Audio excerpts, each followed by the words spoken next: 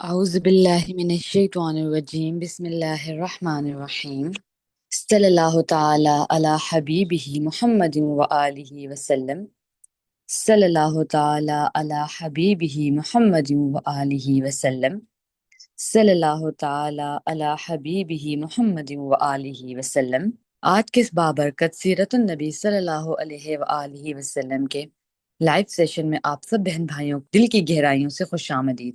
یہ لمحہ یقیناً اللہ تعالیٰ کی ایک خاص رحمت ہے کہ اس نے ہمیں دنیا کی مصروفیات سے نکال کر اپنے محبوب صلی اللہ علیہ وآلہ وسلم کے ذکر کے لیے جمع فرمایا، کیونکہ جس کلاس میں رسول اللہ صلی اللہ علیہ وسلم کا ذکر ہوتا ہے وہاں رحمت نازل ہوتی ہے اور دلوں کو سکون ملتا ہے۔ الحمدللہ رب العالمین، وہ رب جس نے اس کائنات کو کن کہہ کر وجود بخشا، جس نے آسمانوں کو بغیر ستون کے بلند فرمایا، جس نے سمندروں کو حدیں عطا کی، جس نے پانی کے ایک قطرے میں زندگی، شفا، رزق اور اپنی رحمت کے راز پوشیدہ فرما دیے۔ وہ رب جس کے حکم سے بادل اٹھتے ہیں، ہوائیں چلتی ہیں، بارش برستی ہے، خشک زمینیں زندہ ہو جاتی ہیں اور بنجر دلوں میں بھی زندگی کی لہریں دوڑنے لگتی ہیں۔ وہی رب ہے جس کی قدرت کے سامنے پہاڑ جھک جاتے ہیں، جس کے حکم سے سخت پتھر نرم ہو جاتے ہیں، جس کے ایک اشارے سے سمندر راستہ دے دیتے ہیں، اور جس کی کبریائی کا یہ عالم ہے کہ کائنات کا ذرہ ذرہ اس کی حمد و ثنا میں مصروف ہے۔ درود و سلام ہو اس محبوب رب ذوالجلال صلی اللہ علیہ وسلم پر، جن کے چہرے انور کو دیکھ کر دلوں کو سکون ملتا ہے، جن کی مسکراہٹ اندھیروں میں روشنی بکھیر دیتی ہے، جن کی رحمت صرف انسانیت تک محدود نہیں بلکہ چرند پرند، درخت، پتھر، زمین و آسمان سب پر سایہ فگن ہے۔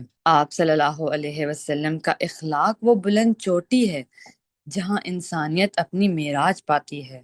آپ صلی اللہ علیہ وسلم کا صبر وہ مثال ہے جو طائف کے پتھروں میں بھی دعا دیتا ہے۔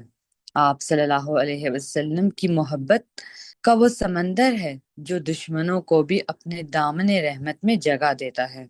آپ صلی اللہ علیہ وسلم وہ نور ہیں جن کے ذریعے دلوں کو ایمان، روحوں کو سکون اور زندگیوں کو مقصد ملا۔ اب ہم اپنے آج کے موضوع کی طرف بڑھتے ہیں، جس میں ہم نبی کریم صلی اللہ علیہ وسلم کے پانی سے متعلق معجزات کا مطالعہ کریں گے۔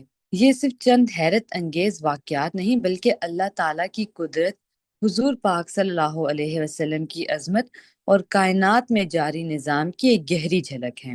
آج کے اس ٹاپک میں ہم یہ سمجھنے کی کوشش کریں گے کہ پانی صرف ایک مادی شے نہیں بلکہ اللہ تعالیٰ کی رحمت، زندگی، شعور اور تخلیقی نظام کا ایک عظیم مظہر ہے، اور کس طرح حضور نبی کریم صلی اللہ علیہ وسلم کی ذات اقدس کے ذریعے یہ حقیقت ہمارے سامنے روشن ہوتی ہے کہ کائنات کا ذرہ ذرہ اللہ کے حکم اور اس کے محبوب صلی اللہ علیہ وسلم کی نسبت سے متاثر ہوتا ہے۔ آئیے ادب اور محبت کے ساتھ اپنے دلوں کو بارگاہ رسالت صلی اللہ علیہ وسلم میں جھکا کر اس سیشن کا آغاز کرتے ہیں، اس نیت کے ساتھ کہ ہم نہ صرف سیرت طیبہ صلی اللہ علیہ وسلم سے سیکھیں گے بلکہ اپنے شعور اور سوچ کو بھی بہتر بنائیں گے۔ آج کا ہمارا ٹاپک ہے آپ صلی اللہ علیہ وسلم کے پانی سے متعلق معجزات۔ پانی برسا۔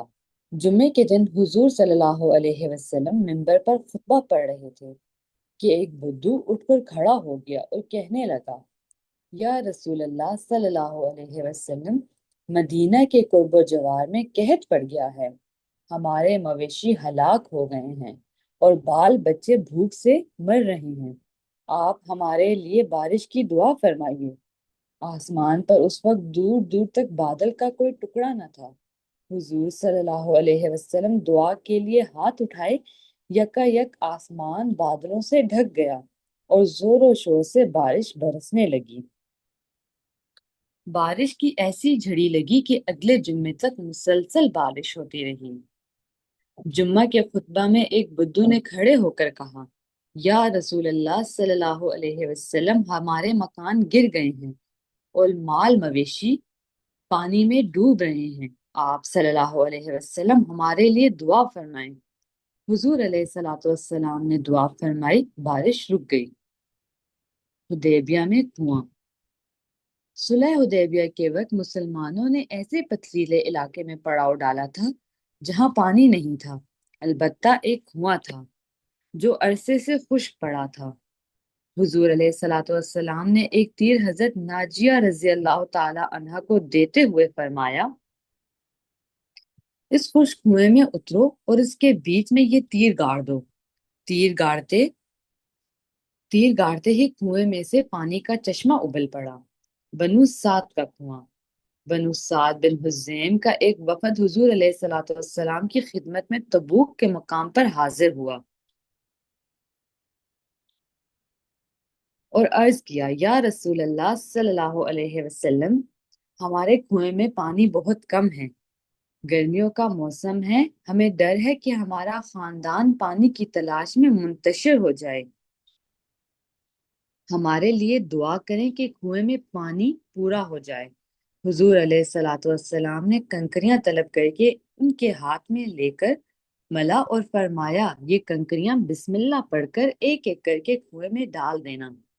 بنو سعد بن حزیم کے وفد کے لوگ کنکریاں لے کر چلے گئے اور رسول اللہ صلی اللہ علیہ وسلم کی ہدایت کے مطابق کنکریاں کنویں میں ڈال دی۔ کنویں میں کنکریوں کا ڈالنا تھا کہ کنویں میں پانی بھر گیا اور پھر کبھی پانی کی قلت نہیں ہوئی۔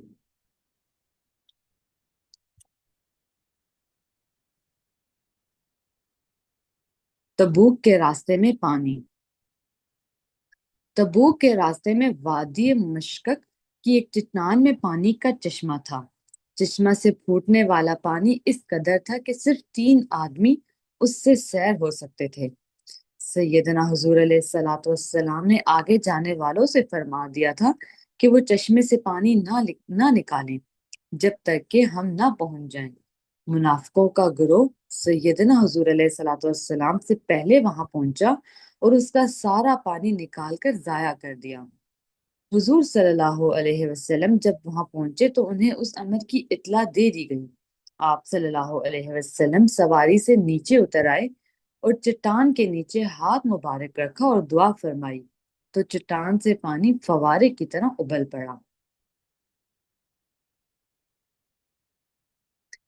مشکوں میں پانی کم نہیں ہوا۔ ایک سفر میں صحابہ اکرام رضی اللہ تعالی عنہ نے عرض کیا، یا رسول اللہ صلی اللہ علیہ وسلم، پانی ہے نہیں اور پیاس بہت زیادہ لگ رہی ہے۔ حضرت علی رضی اللہ تعالی عنہ اور دوسرے صحابہ نے دیکھا کہ ایک عورت پانی سے بھری ہوئی 2 مشکیں اون پر لے کر آ رہی ہے۔ اس سے پوچھا کہ پانی کا چشمہ یہاں سے کتنا دور ہے؟ اس نے جواب دیا، میرے قبیلے اور چشمے کے درمیان 24 گھنٹے کا فاصلہ ہے۔ حضرت علی رضی اللہ تعالیٰ عنہ اس عورت کو محمد رسول اللہ صلی اللہ علیہ وسلم کے پاس لے گئے۔ آپ صلی اللہ علیہ وسلم نے برتن منگوا کر ایک مشک سے تھوڑا سا پانی انڈیلا اور دعا فرمائی، پانی دوبارہ مشک میں ڈال دیا۔ صحابہ اکرام رضی اللہ تعالیٰ عنہ نے سیر ہو کر پانی پیا اور برتن پانی سے بھر لیے، لیکن مشکیں پانی سے بھری رہیں۔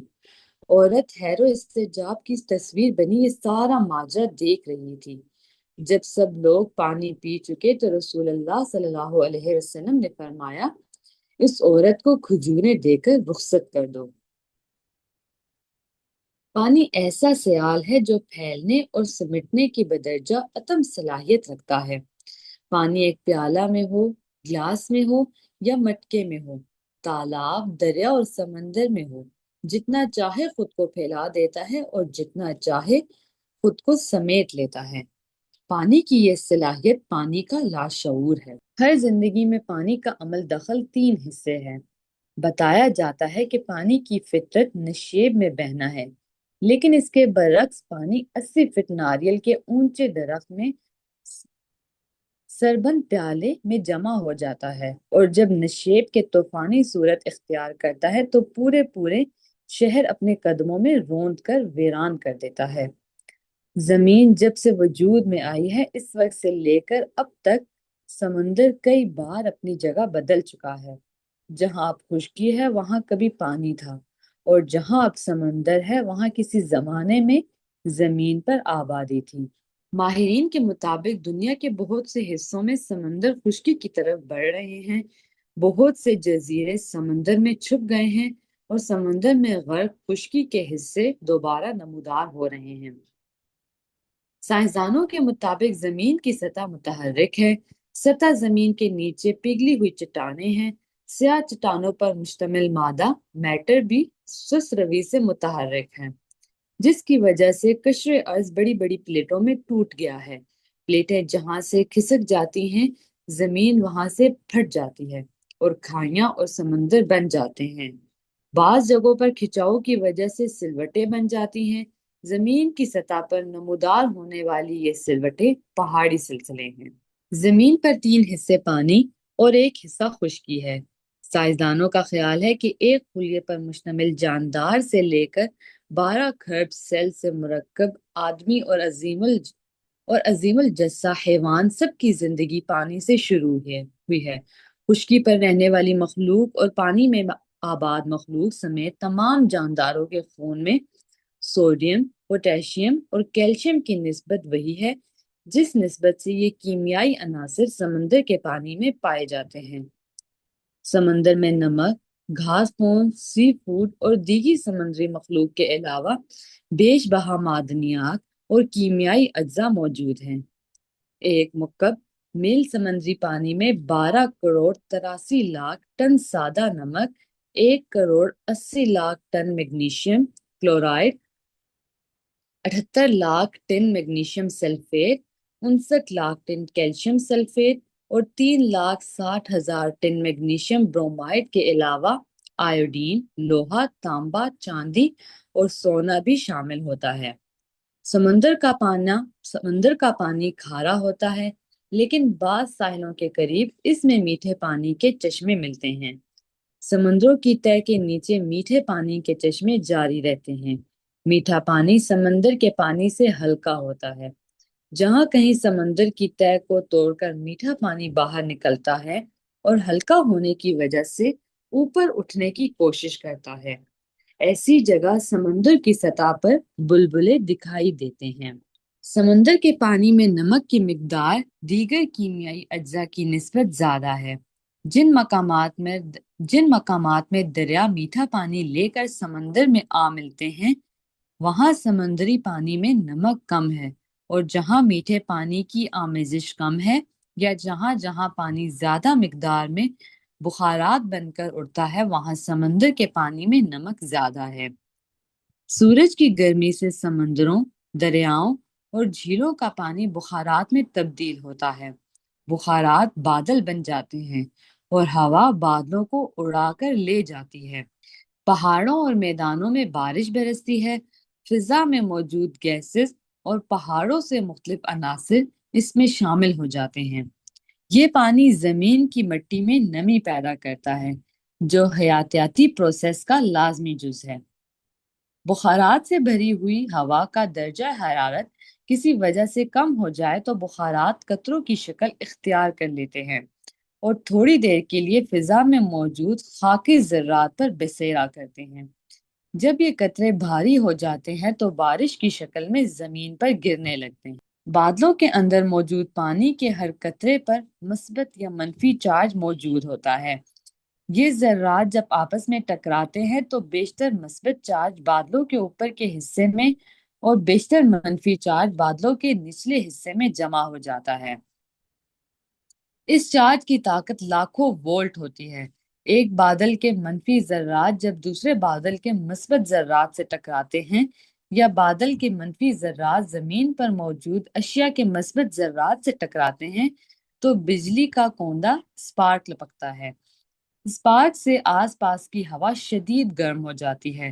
ہوا کا درجہ حرارت تقریباً 33,000 سینٹی گریڈ تک بڑھ جاتا ہے۔ گرم ہوا تیزی سے پھیلتی ہے اور ارد گرد کی سرد ہوا سے ٹکراتی ہے، جس سے شدید دھماکہ کی آواز پیدا ہوتی ہے۔ گرج اور چمک کا یہ عمل اگرچہ بیک وقت واقع ہوتا ہے، لیکن آواز کی لہریں روشنی سے کم رفتار ہونے کی وجہ سے گرج چمک کے بعد سنائی دیتی ہے۔ سائنسدانوں نے اندازہ لگایا ہے کہ 1 سیکنڈ میں دنیا بھر میں تقریباً 100 اسپارک وجود میں آتے ہیں، اور بجلی کے ایک اسپارک میں اتنی توانائی موجود ہوتی ہے جس سے ایک چھوٹے شہر کی 1 سال کی ضروریات پوری ہو سکتی ہیں۔ بجلی کی چمک سے پیدا ہونے والی حرارت اور توانائی سے بادلوں میں پانی کے ذرات شکست و ریگ کے عمل سے گزرتے ہیں اور فضا میں موجود گیسز کے ساتھ کیمیائی تعامل کرتے ہیں، جس سے آکسیجن، ہائیڈروجن اور نائٹروجن کی ایسی کیمیائی ترکیب بنتی ہے جس کا اصطلاحی نام امونیم نائٹریٹ ہے۔ یہ ایک بہترین کھاد ہے۔ یہ کھاد پانی میں حل ہو کر جب زمین میں جذب ہوتی ہے تو پودوں اور فصلوں کو نئی زندگی عطا کرتی ہے۔ ایک مرتبہ کی چمک سے پیدا ہونے والی کھاد ہزاروں لاکھوں ٹن مقداروں میں ہوتی ہے۔ ایک اندازے کے مطابق تقریباً 1,20,000 مکعب کلومیٹر پانی بارش کی صورت میں دنیا کے براعظموں کو مہیا ہوتا ہے۔ یہ مقدار سطح زمین پر موجود پانی کا صرف 1% ہے اور زیر زمین پانی کا 1000واں حصہ ہے۔ بارش کا پانی ندی، نالوں، جھرنوں، آبشاروں اور دریاؤں سے ہوتا ہوا سمندر میں مل جاتا ہے۔ بارش کا 4 حصے پانی بھاپ بن کر اڑ جاتا ہے یا بہہ کر سمندر میں چلا جاتا ہے۔ ایک حصہ پانی زمین میں جذب ہو جاتا ہے۔ زمین کے اندر چٹانوں میں مسام ہوتے ہیں۔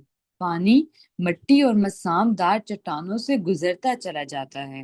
پانی کی گزرگاہ میں جہاں غیر مسامدار چٹانوں کی کوئی تہہ آ جاتی ہے وہاں پانی وہیں رک جاتا ہے۔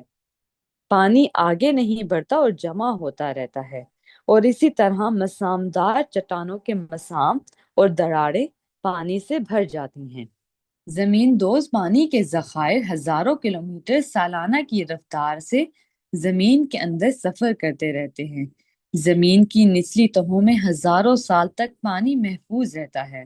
زمین دوز پانی کی بالائی سطح موسم کے ساتھ ساتھ اونچی نیچی ہوتی رہتی ہے۔ خشک موسم میں زمین تھوڑا پانی جذب کرتی ہے اور برسات میں چٹانوں کی دراڑیں اور مسام بالکل بھر جاتے ہیں۔ جہاں کہیں زیر زمین پانی کی سطح اونچی نیچی ہوتی ہے پانی کا چشمہ ابل پڑتا ہے اور جہاں ضرورت ہو کنواں کھود کر زیر زمین پانی کے ذخائر کو استعمال کیا جاتا ہے۔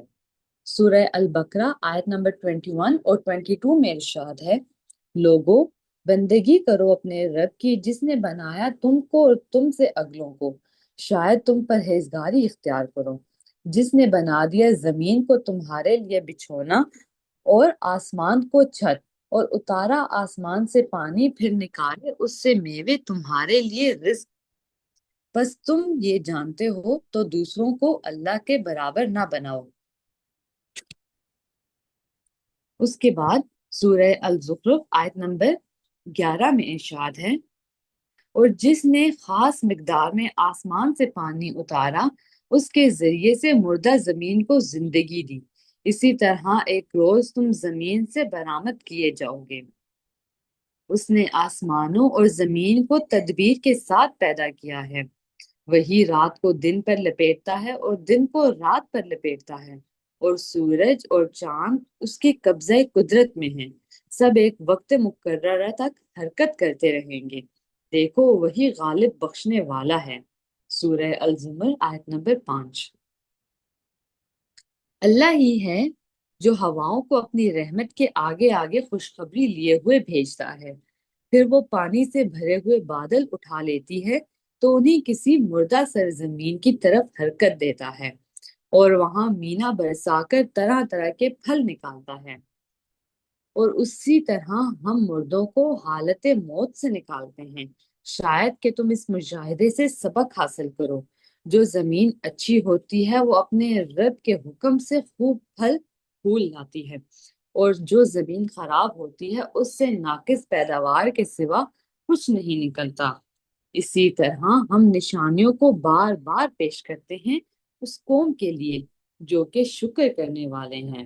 سورہ الاعراف آیت نمبر 57 اور 58۔ اسی طرح سورہ الروم آیت نمبر 48 تا 50 میں ارشاد ہے، اللہ ہی تو ہے جو ہواؤں کو چلاتا ہے تو وہ بادل کو اٹھاتی ہیں، پھر وہ ان بادلوں کو آسمان میں پھیلاتا ہے جس طرح چاہتا ہے اور انہیں ٹکڑیوں میں تقسیم کرتا ہے، پھر تو دیکھتا ہے کہ بارش کے قطرے بادل میں سے ٹپکتے ہیں۔ یہ بارش جب وہ اپنے بندوں میں سے جن پر چاہتا ہے برساتا ہے تو یکا یک وہ خوش و خرم ہو جاتے ہیں، حالانکہ اس کے نزول سے پہلے وہ مایوس ہو رہے تھے۔ دیکھو اللہ کی رحمت کے اثرات کے مردہ پڑی ہوئی زمین کو وہ کس طرح زندہ کر دیتا ہے۔ یقیناً وہ مردوں کو زندگی بخشنے والا ہے اور وہ ہر چیز پر قادر ہے۔ اگر ہم ایک ایسی ہوا بھیج دیں جس کے اثرات سے وہ اپنی کھیتی کو زرد پائیں تو وہ کفران نعمت اور ناشکری کرنے لگیں۔ آیت مقدسہ کے معنی اور مفہوم پر غور کرنے سے یہ بات پوری طرح واضح ہو جاتی ہے کہ زندگی کا دار و مدار پانی کے اوپر ہے۔ خود اللہ نے فرمایا ہے کہ ہم آسمان سے پانی نازل کرتے ہیں اور اس میں سے تمہارے لیے رزق اور پھل پیدا کرتے ہیں، اور جب مردہ زمین پر بارش برستی ہے تو اس کے اندر زندگی دوڑ جاتی ہے۔ خشک زمین بظاہر بنجر نظر آتی ہے، لیکن زمین کے اندر مخلوق کی ہزاروں قسمیں ہیں جو سطح زمین پر نظر نہیں آتی۔ بتایا جاتا ہے کہ 1 گرام مٹی میں کھربوں جراثیم ہوتے ہیں۔ جب طویل عرصہ تک بارش نہیں ہوتی تو زمین کے اندر یہ جراثیم بے حرکت ہو جاتے ہیں، لیکن جب بارش برستی ہے تو یہ کھربوں جراثیم زندہ اور متحرک ہو جاتے ہیں۔ بارش کے بعد زمین کے اندر نمو کا یہ عمل ہزاروں جاندار اشیاء، کیڑوں مکوڑوں، درختوں، پودوں اور پھلواریوں کی پیداوار کا سبب بنتا ہے۔ بارش کے بعد معلوم ہوتا ہے کہ زیر زمین شہر کے شہر آباد ہو گئے ہیں۔ مختصر یہ ہے کہ پانی زندگی کے لیے ناگزیر ہے۔ تحقیقات کے عمل میں پانی کی اہمیت سے کسی بھی طرح انکار نہیں کیا جا سکتا۔ تخلیقی عمل پر غور کیا تو زمین پر تمام تولیدی سلسلہ پانی کے اوپر قائم ہے۔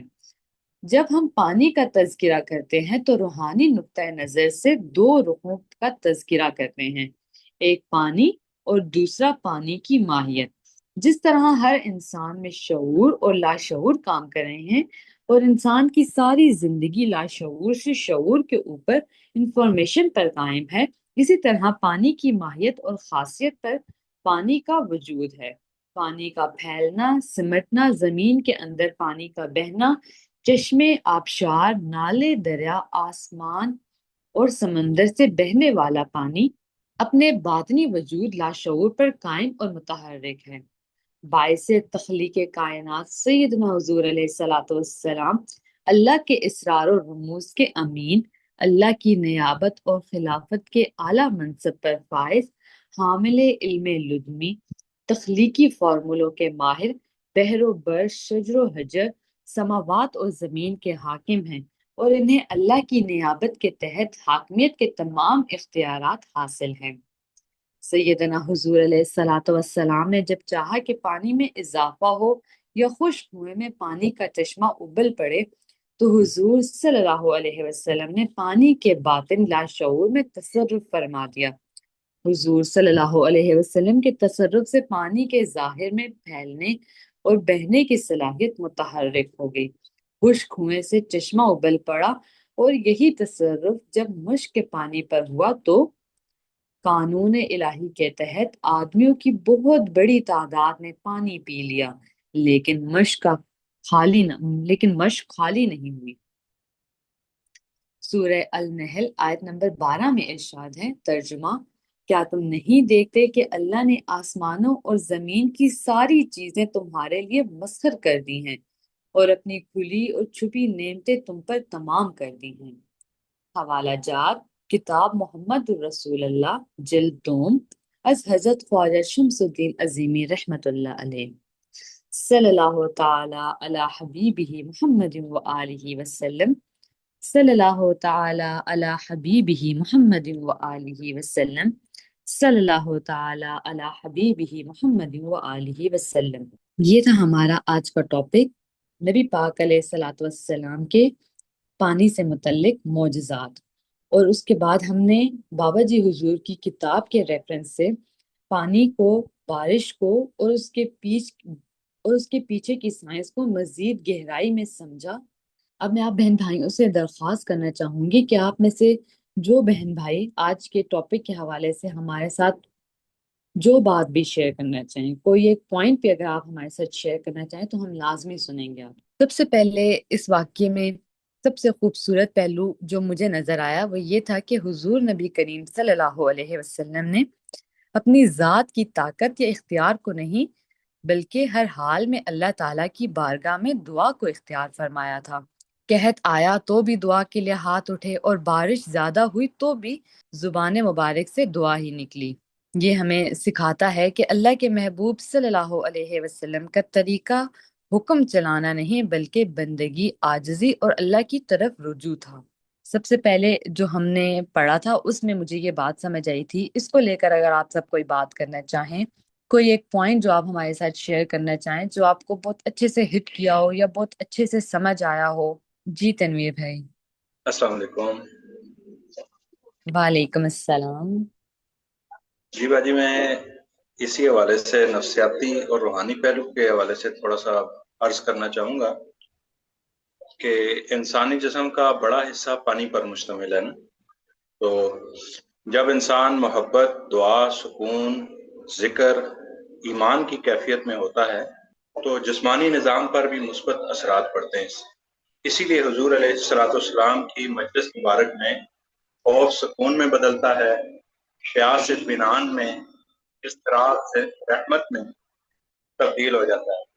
یہ صرف جذباتی اثر نہیں بلکہ اعصابی نظام، ہارمونز، دل کی دھڑکن پر بھی اثر انداز ہوتا ہے۔ تو پانی کے معجزات کے حوالے سے یہ ہمیں سکھایا گیا ہے کہ کائنات محض مادی مشین نہیں، شعور اور روحانیت مادے پر اثر انداز ہو سکتے ہیں۔ اللہ کے برگزیدہ بندے ڈیوائن آرڈر کے مظہر ہوتے ہیں۔ پانی زندگی ہی نہیں، رحمت اور شعور کی علامت بھی ہے۔ معجزے سائنس کی نفی نہیں بلکہ سائنس سے بلند تر حقیقت کی جھلک ہے۔ اور سب سے اہم بات اس میں یہ ہے کہ جیسے خشک زمین پانی سے زندہ ہوتی ہے، ویسے مردہ دل حضور علیہ الصلوۃ والسلام کی نسبت سے زندہ ہوتے ہیں۔ بہت شکریہ جی۔ بہت شکریہ آپ کا تنویر بھائی، بالکل ایسے ہی ہے۔ آپ کی بات سے میں بیچ میں تھوڑی سی بات ایڈ کرنا چاہوں گی کہ بابا جی حضور حضرت خواجہ شمس الدین عظیم رحمۃ اللہ اور دوسرے صوفیہ اکرام معجزات نبی صلی اللہ علیہ وسلم کو صرف ظاہری واقعات نہیں سمجھتے بلکہ انہیں کائناتی قوانین پر اللہ کی عطا کردہ روحانی تصرف قرار دیتے ہیں۔ ان کے مطابق حضور نبی کریم صلی اللہ علیہ وسلم چونکہ اللہ تعالیٰ کی صفات کا سب سے کامل بذر ہیں، اس لیے کائنات کے عناصر پانی، ہوا، مٹی اور روشنی آپ صلی اللہ علیہ وسلم کی نسبت سے اثر قبول کرتے ہیں۔ اس کے علاوہ ہمارے کوئی اور بہن بھائی، کوئی پارٹیسپینٹ کچھ بات کرنا چاہیں، کچھ شیئر کرنا چاہیں آج کے ہمارے اس ٹاپک کو لے کر؟ صوفیہ کرام فرماتے ہیں کہ کائنات کی ہر شے لہروں، ارتعاشات اور شعور کے ایک نظام کے تحت کام کر رہی ہے۔